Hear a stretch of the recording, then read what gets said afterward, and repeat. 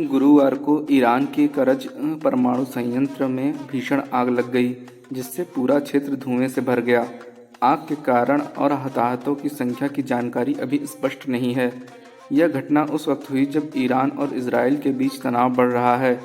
आग लगने की घटना ने हड़कंप मचा दिया है, जबकि ईरानी सरकारी मीडिया चुप है। स्थानीय मीडिया इस पर सक्रिय है। क्या यह आग प्राकृतिक थी या इजराइल की कोई रणनीति? चलिए जानते हैं इस रहस्य और तनाव के पीछे की सच्चाई। गुरुवार 24 अक्टूबर को ईरान के करज स्थित परमाणु ऊर्जा संयंत्र में एक भीषण आग लग गई, जिसने पूरे संयंत्र को धुएं से भर दिया। इजरायली मीडिया के अनुसार आग की तस्वीरें सामने आई हैं, जिनमें संयंत्र घने धुएं में लिपटा हुआ नजर आ रहा है। इस घटना का कारण क्या है और क्या कोई हताहत हुए हैं, इस पर अभी तक कोई आधिकारिक पुष्टि नहीं हुई है। करज परमाणु संयंत्र कोई नया लक्ष्य नहीं है।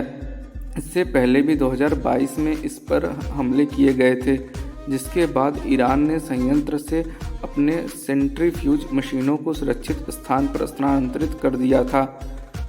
उस समय ईरान ने इजराइल को इस हमले की जिम्मेदार ठहराया था, जिससे दोनों देशों के बीच तनाव और बढ़ गया था। यह आग तब लगी जब ईरान और इजराइल के बीच तनाव बढ़ रहा है। हाल ही में ईरान ने इजराइल पर बड़े पैमाने पर मिसाइल हमले की धमकी दी थी, खासकर 7 अक्टूबर को जब इजराइल पर हमास द्वारा हमला हुआ था।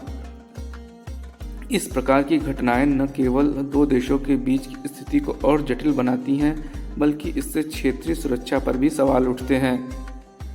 ईरान का परमाणु कार्यक्रम वर्षों से अंतर्राष्ट्रीय समुदाय की नज़र में है। कई देशों का मानना है कि ईरान परमाणु हथियार विकसित करने की कोशिश कर रहा है, जिससे उसकी परमाणु गतिविधियों पर चिंता और बढ़ गई है। इस आग की घटना ने ईरान के परमाणु कार्यक्रम को लेकर नए सवाल खड़े कर दिए हैं।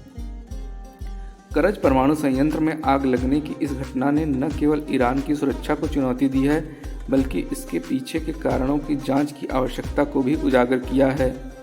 क्या यह इजराइल की किसी रणनीति का हिस्सा है या यह एक अनियोजित घटना है? आने वाले समय में जब इस मामले की जांच होगी, तब और भी जानकारी सामने आएगी।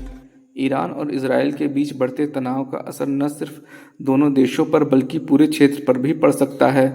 इसलिए इस घटनाक्रम पर नज़र रखना जरूरी होगा।